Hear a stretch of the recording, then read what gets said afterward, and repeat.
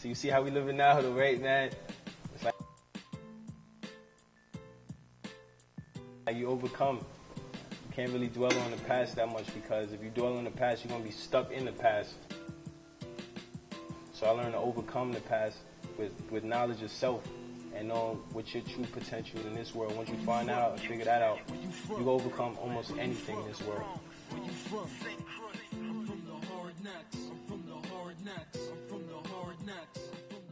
Everywhere on the elevators, spit everywhere. You can actually come outside your house and see somebody trying to shoot somebody else. People getting thrown off the roof, hung by their feet, extorted for money. Crack fiends and crack sellers, they both accompanying each other every day, all day. We have big dogs that's taking a bite out of everybody that's a potential harmful person to one of their owners. You remember the first time you saw violence? First time I saw violence in New York. I don't remember the first time I saw violence in New York because it was always around me. That's my name, last name. This transformation that I've seen with Hernell, I've seen a lot of people go through the maturing process, but Hernell had no interest and was probably extremely anti-military and made an executive decision. After high school, I wanted him to go into college. He was like, Mom, I'm going to take a break from school and go off to Iraq. And so I decided I wanted to join the military, man. I really wanted to stand out in life. I didn't want to have an average life of somebody that was just living. I wanted to do something productive for my community. He could have gone to Job Corps, but he wanted to really do something. And he was so unselfish when he did it. That was something for the island and something for our country. I was in Iraq for 1 year, from April 2007 to April 2008.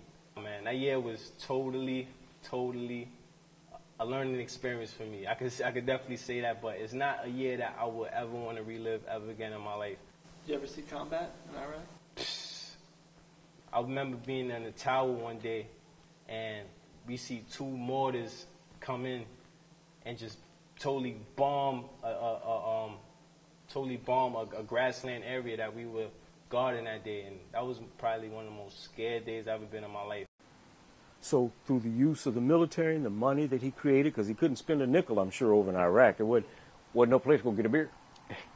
So he saved every penny, and he put it behind his music, and I've just heard his music. I'm not a big proponent of what I hear, except that this brother is like a street poet.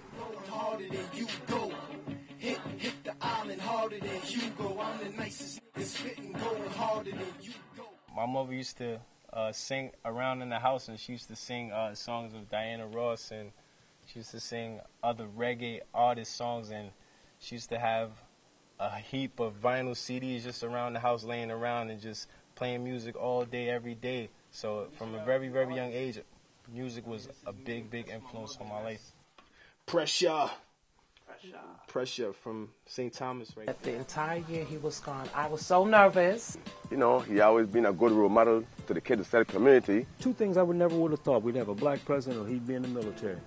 I was the proudest day of my life was when he came home to the Central High School gym and saw him on TV. That's my boy.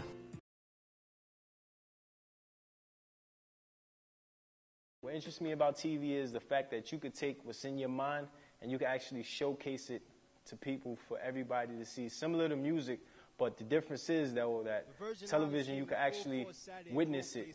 With music, you're only listening to it. That's the biggest difference with TV and music. I am very proud of my son. He is one of the joys of my life. And so proud to be associated with him, be I veteran or not. But knowing the changes and the positive transformation he's gone through in the military, I want to be like a good example for all the kids inside the neighborhoods who never thought that they could ever make it out, man. That's who I'm trying to stand up for.